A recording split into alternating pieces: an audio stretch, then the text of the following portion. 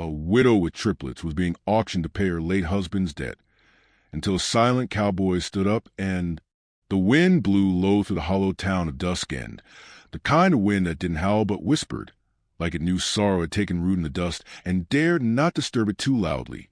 They gathered near the gallows, though there be no hanging today, just another kind of execution.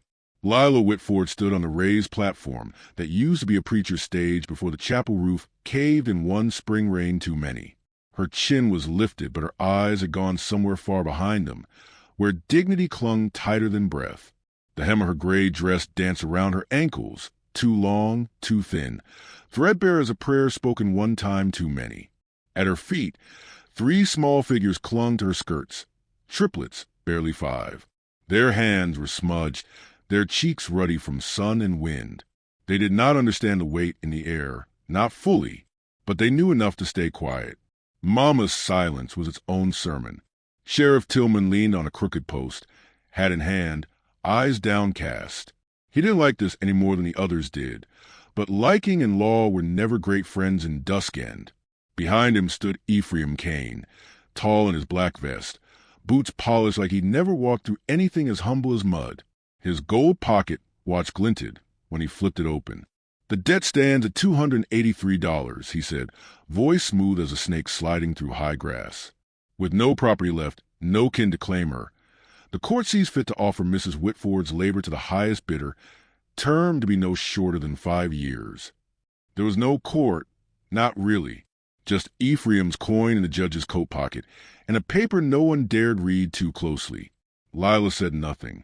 She'd already said too much in the days leading up to this. Pleaded, then argued, then begged. Now her silence stood like stone. Her husband, Emmett, had died with more debts than decency. Cards and whiskey, mostly. And Ephraim had come calling the next morning, asking whether she had any jewelry, then whether she had any dignity left to spare. A man in a brown coat raised his hand. $50 for woman. Another voice, 70. A taller man with a scar down his lip leaned forward. 85. I got a field needing harvesting. Ephraim's eyes gleamed like a crow spotting silver. Do I hear 100? The air tightened. Lilah's children stirred. One of them, Ellie, the smallest, looked up. Mama, we go somewhere? Lilah swallowed hard. Her hand dropped to the child's shoulder. Hush now, baby. A hush fell even deeper than hers. From the far edge of the square, boot steps, slow, deliberate, the kind of walk that didn't ask permission. He appeared like the last line of a story no one had expected to keep reading. Tall, broad-shouldered, wearing a dust-lace coat that had seen more storms than wash buckets. His brim had shadowed his eyes, but his face was cut from hard kindness, the sort of face that didn't bluff because it didn't play games. He walked forward without a word. The crowd parted like grass for hooves. No one knew him, and yet something about him stilled the men who'd come to make bids. He reached into his coat and drew out a folded paper, creased like it had been read and reread a dozen times. Then, without flourish, he stepped to the stage, held the paper out to Ephraim, and dropped something else alongside it, a deed, and a single silver coin. Ephraim frowned. And what exactly is this? The man didn't answer, just looked at him, long and slow, then at Lilah. Something in her wavered. Sheriff Tillman stepped forward, took the deed in hand, read it slowly. His lips moved as he followed each line. Then he looked up. This here's a land grant, he muttered. Out west. 600 acres. Signed and sealed by Governor Harding himself. Murmurs swirled through the crowd. Ephraim stiffened. That land's untamed. Worthless. The sheriff raised a brow. Still worth more than any bid I've heard today, and it's freely offered in exchange for her freedom. But he hasn't said a word. Ephraim snapped. Who is this man? Sheriff Tillman turned back toward the stranger. That true, son? You offer your land for her? The stranger nodded once. No flourish, just truth in motion. Tillman scratched his jaw. Well, I reckon that settles it. Ephraim's jaw twitched. He stepped forward like he meant to say more, but the eyes of the crowd were no longer with him. They were with the man on the stage. Lilah blinked. Her hands trembled where she gripped her children. She looked at the stranger, really looked, not for threats or promises, but for answers. He gave her none, just a small nod, no smile, but something kind flickered there, like warmth behind a closed door. She stepped down from the platform. Her legs felt like air. The triplets followed her like ducklings. She didn't speak, didn't know how. He turned and walked back the way he came, and after a heartbeat too long, she followed him, past Ephraim, past the gawkers and the gossipers and the men who'd offered her labor like meat. Her feet struck the road without weight. The stranger waited just ahead, beside a sturdy horse hitched to a plain wooden cart. He reached into the back and pulled out a wool blanket, held it toward her. She hesitated, then took it, wrapped it around her shoulders, not for warmth, but because something inside her needed covering. He helped the children into the cart, gentle with each one, and she noticed he spoke to them without speaking. A nod here, a lifted brow there. They responded like they understood. She stood beside the cart a moment, unsure. He touched the reins, looked at her again. Still no words. But she climbed in beside him. The cart began to roll. The town faded behind them, and the wind, once sharp, seemed to soften. She kept her eyes on the horizon. She didn't know who he was, or what he wanted, or why he'd done what he did, but something told her. Whatever story had begun that morning, it hadn't ended at the platform. Not yet, and she would not walk it alone. The road west was not paved in promise, only in quiet. And quiet was what he gave her. They rode in a cart, creaking beneath the weight of silence and questions. Lilah sat with her children nestled close, the blanket still tight around her shoulders. The stranger beside her held the reins with one hand, the other resting loosely on his thigh. He hadn't said a word since the stage, not even a name. The triplets, curious by nature, stared at him openly. Ellie, boldest of the three, leaned forward and asked, "Are you a cowboy?" He glanced at her, the corner of his mouth twitching in what might have been the ghost of a smile. He gave a small shake of his head. "Then what are you?" she pressed. He tapped his chest lightly with 2 fingers, then gestured to the land ahead. "You're from out there?" she asked. A nod. Lilah hushed her gently, but she watched him too. Every gesture, every silence. He did not fidget. He did not boast. There was a steadiness in him that felt older than the land itself, as if his bones had been carved from canyon rock and seasoned by wind. By midday, the sun rode high and unforgiving, and he paused at a creek running low and clear beneath the cottonwoods. He helped the children down from the cart, handed them a canteen, then turned and passed her a strip of dried meat and a folded map. She took both without speaking. The meat was tough but clean. The map smelled faintly of sage and sweat, edges worn like a thing often studied in the dark. She watched as he knelt beside the creek, washing his hands slowly, as if the dust needed to be asked permission to leave his skin. She cleared her throat. "You don't talk much, do you?" He looked over his shoulder, not startled, just present. His eyes were the color of burnt amber, quietly lit from within. "No need," he said softly, then returned to washing. It startled her more than a speech might have. His voice was low, texture like burlap, honest in its economy. That was all he said that day. They rode again at dusk, shadows stretching long across the plains. Coyotes yipped in the distance. The triplets fell asleep in a heap, heads bobbing against each other's shoulders. Lilah held them steady, her arms aching with tenderness and fear. Night found them beneath a spread of stars too large to name. He made a fire small and smokeless. Cooked beans with a pinch of wild onion. He gave her and the children the lion's share, eating only after they were fed. Not a word passed between them until the flames burned low. She sat across from him, elbows on her knees, voice soft. "Why'd you do it?" He stared into the fire a long time before answering. "Felt right. That simple." His eyes met hers across the glow. "You were standing." Everyone else bowed. She looked away. Shame had never fully left her, not when Emmett's debts rolled in, not when her neighbors turned blind.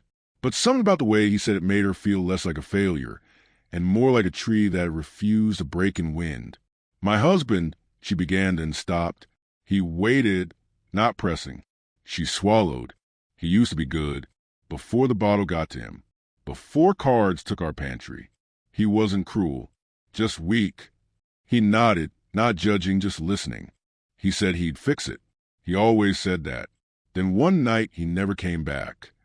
She shook her head, eyes on the flames. Left me with 3 mouths and a house full of echoes. He didn't speak, but his silence wasn't empty. It was a kind that held space. She glanced over at the children, bundled and asleep beneath the cart, then back at him. You got anyone? He gave the slightest shrug. Had a brother. Lost him to fever. Parents died in Missouri long before that. She waited for more. None came, but it was enough. Law spoke in quiet ways, in eyes that didn't flinch, in hands that didn't rush. In the morning, they rode again. The land began to change. The flat brown rolled into russet hills. Aspen groves clustered like green flame. A red hawk circled above, calling out once and vanishing toward the cliffs. By afternoon, the cart turned down a narrow path lined with old fence posts, some leaning, others long since buried by wind.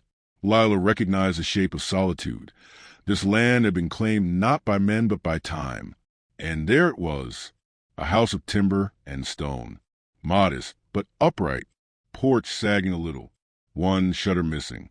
But the roof was solid, and smoke whispered from the chimney. Behind it stretched a barn, 6 hens pecking near the steps. A well stood to the side, worn smooth at the rim. He stopped the cart, and the triplets woke with soft gasps. "Is this it?" Jonah asked, his curls a mess. The man nodded. They climbed down. Lilah helped the children while he began unloading supplies, wordless but fluid. Like this moment had been practiced in his mind long before she arrived. She stood still a long while, staring at the house. It wasn't much, but it wasn't Ephraim's stage. It wasn't chains or shame. He came around and handed her a ring of iron keys. She took them slowly, feeling the cool weight in her palm. "You built this?" she asked, piece by piece. "For who?" He looked at her, really looked, and the wind seemed to pause. "For what comes next?" She nodded, unsure what that meant, but too tired to question it further. She pushed open the door and stepped inside. It smelled of cedar and thyme. There was a table carved by hand, a fireplace with a stack of fresh wood, shelves empty but waiting. He'd left no trace of another life. Just room for one. 2 beds, side by side in the next room. And an alcove, small, perfect for 3 little ones to crowd into, blankets already folded, pillows stacked like waiting arms. She turned, stunned. He stood in the doorway, leaning lightly on the frame. "You built this room?" He nodded. She touched the edge of the frame, fingers tracing the grain. "You knew I'd say yes?" "I hoped." A lump rose in her throat. "I can work," she said quickly. "I sew, men cook. I'll earn it." His gaze never wavered. "You already have." She blinked. "How?" He looked out the window, where the sun dipped low and the sky bled orange across the hills. "You didn't break." With that, he stepped away, walking back toward the barn. Lilah stood in the doorway, keys in hand, and felt something in her chest unspool. Not relief, not safety, something slower, like roots brushing against water after a long dry season. The triplets called to her from inside, laughter echoing as they found their sleeping space. She watched him lift a hammer and begin fixing the shutter without fanfare. Just another task in a long line of quiet work. And she understood then, he was not here to rescue her. He was building room for her to rescue herself. She stepped back into the house, closed the door gently behind her. The wind stirred outside, but inside, the silence held no fear. Only room, only space for what would come next. The days fell into rhythm like rain against a tin roof, soft, steady, without grand arrival. Lilah rose before the sun. She no longer startled at unfamiliar shadows in the corners of the house. She stoked the hearth, stirred oats, braided Ellie's curls with fingers that no longer trembled. Her body still bore the fatigue of long worry, but something in her spirit had begun to uncoil. Jedediah, as she had come to know him, though he never introduced himself, only carve his name softly into a wooden beam near the barn, moved through the mornings with quiet purpose. He milked the goat, checked the fence line, returned before the coffee cooled. He rarely spoke, but when he did, it was with the same precision he used to build a new chicken coop, slow, deliberate, without waste. She found herself watching him, not out of fear, not even curiosity anymore, but a deepening recognition. The way he paused when one of the children tugged at his sleeve. The way he sharpened tools by lamplight, as if the world could be set right one clean edge at a time. And he watched her, too, not with hunger, not like Emmett had in those last, desperate days when he searched her face only to find his own failings reflected back.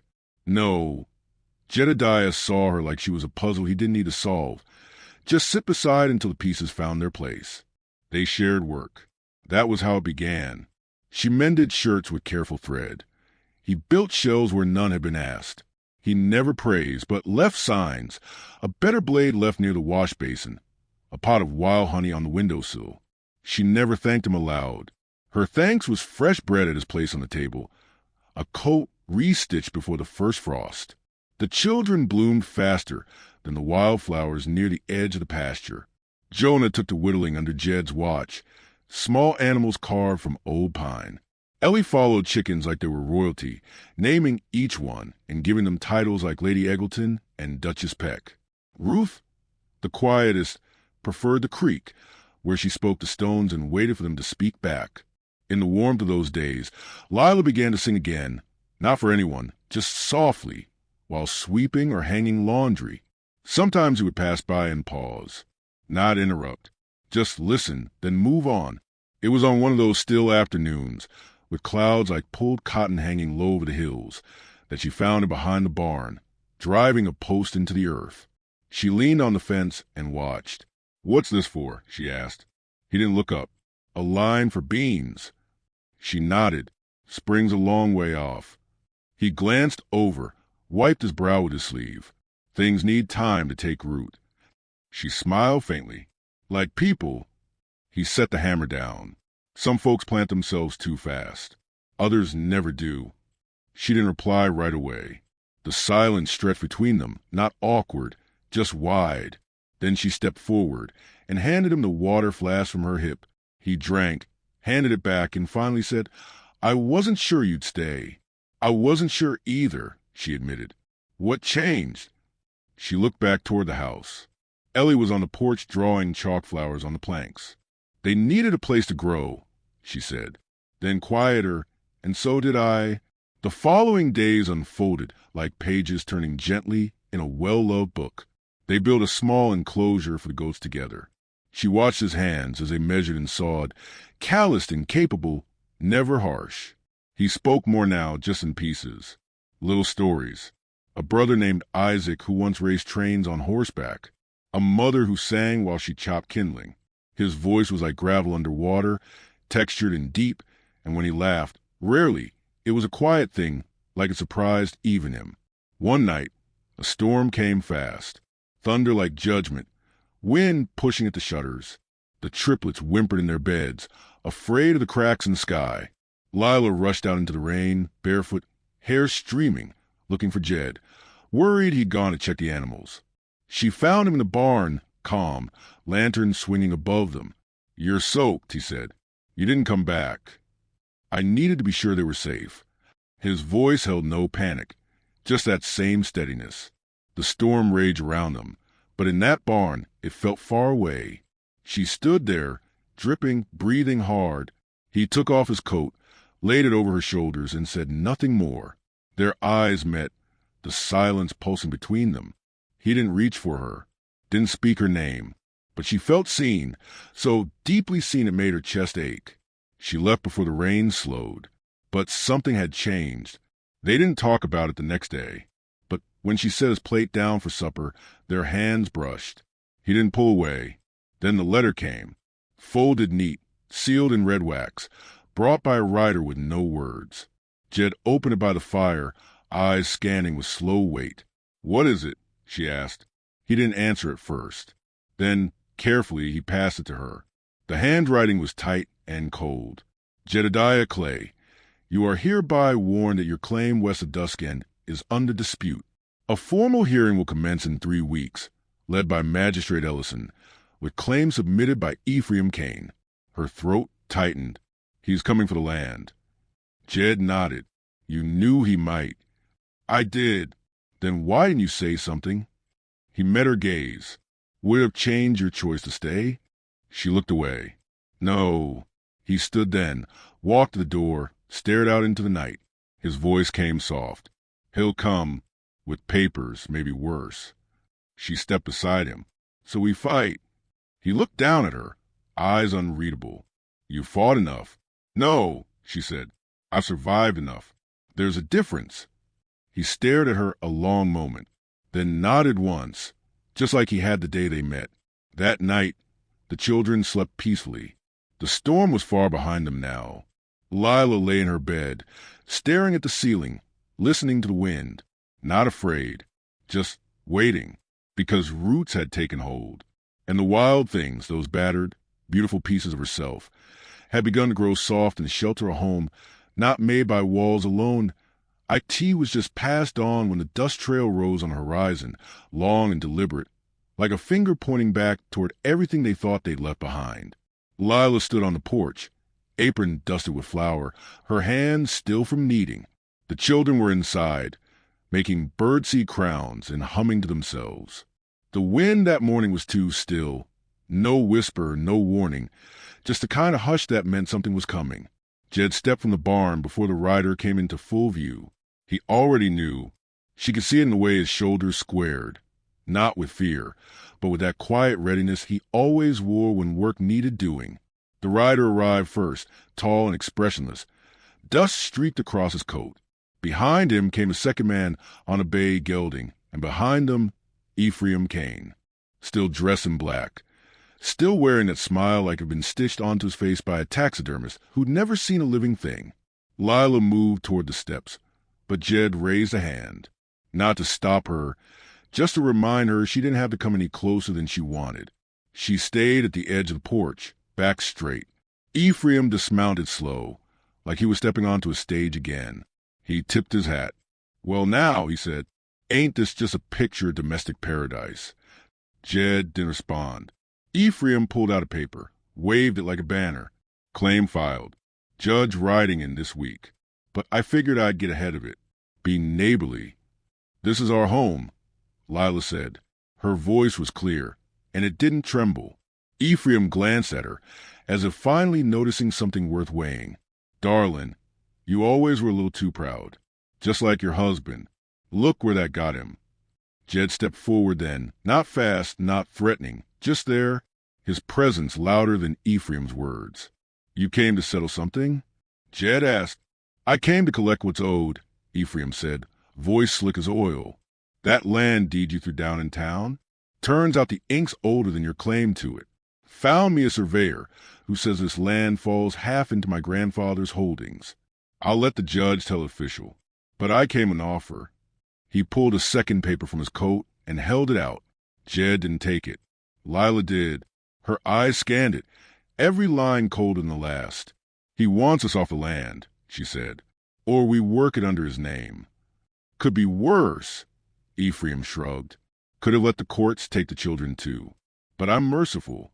Jed's jaw moved once, slow. You think a signature changes what's true? Jed asked. You think ink can uproot what's grown here?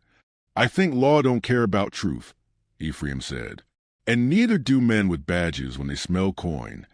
The hired riders behind him shifted in their saddles, armed but uncertain. They hadn't drawn. Yet, from the edge of the pasture, an old voice rose. I heard there's a hearing needs witnessing. They turned. Marshal Harrell rode in slow from the southern path, grizzled and upright in his saddle. Behind him came the preacher from Dusk End, dusting his coat, and Amos Harlan, the blacksmith, still in his apron, hammer slung through his belt. Ephraim's smile faltered. The marshal dismounted. I figured you might try something before the judge had his say, Ephraim. You always were one for shortcuts. This ain't your county no more, Ephraim growled. No, Harrell said, but I've still got eyes. and a badge in my pocket that says I can stand for truth when truth ain't got no voice. Lilah stepped forward, the wind finally stirring her hair. This land was dead when Jed found it, she said. It was stone and silence. He brought it to life. We all did. I don't care if he planted Eden, Ephraim spat. The deed's no good and the judge will agree. Maybe, Jed said, but it won't change what we are now, and it won't scare us. You think standing quiet makes you a man? Ephraim said, suddenly bitter. You think silence and soft words make you right? No, Jed replied, stepping down from the porch. But they make me whole, and that's more than you'll ever be. Ephraim's hand twitched toward his coat, but one of his riders reached out, gently pulled his arm back. The other one turned his horse slightly, face unreadable. Marshal Harrow stepped between them. This goes to court, he said. No guns, no threats. You've made your play. Now step back. Ephraim hesitated. Then, with a glance that scorched but didn't burn, he mounted up again. This ain't over, he said. Jed didn't answer. Didn't need to. The riders turned and rode off, not in formation, just away. The dust they left behind didn't linger long. Silence settled. Not heavy, just still. The preacher walked to the porch, hat in hand. He'll lose, you know. Judge Ellison may not be a saint, but he can read truth in a line of land better than most. Lilah nodded, her heart thudding. Amos raised a brow. Man builds a place like this, raises kids not his own, keeps his hands clean while doing it. That ain't something a court takes lightly. The marshal tipped his hat. You're not alone anymore, Clay. Then, one by one, they left, their presence not flashy, but firm, like fence posts in a wide field. Quiet, rooted, inside the house. The triplets watched from a window. Jonah held his wooden bear. Ellie had her fingers pressed to the glass. Ruth just looked at Lilah and said, We're okay now? Lilah bent and kissed her forehead. We're okay. She stepped out onto the porch again. Jed stood near the edge, looking where the riders had gone. He didn't turn when she approached. Thank you, she said softly. He shook his head. You don't owe me that. I'm not offering from debt, she said. I'm offering from choice. He turned then, slowly. His eyes met hers, not burning, not asking, just open. You could have left, he said. So could you, she replied. The sun broke through the clouds just then, falling across the hills in long, golden rays. The light touched his face, softened the lines there. In it, he didn't look like a stranger. He looked like the answer to a question she hadn't known how to ask. She took his hand, not because she had to, but because it felt right. And he let her. No words, just the breath between them, just the silence that had become a shelter, not a wall. Behind them, laughter rose from the kitchen. The children, still growing, still here, and the wind moved through the grass like a hymn half remembered. There were still things to face. Still courts, still shadows, still long roads. But this was theirs. And some things, once rooted, do not bow. The West has more stories to tell. Subscribe now and tap the bell so you're always in the saddle.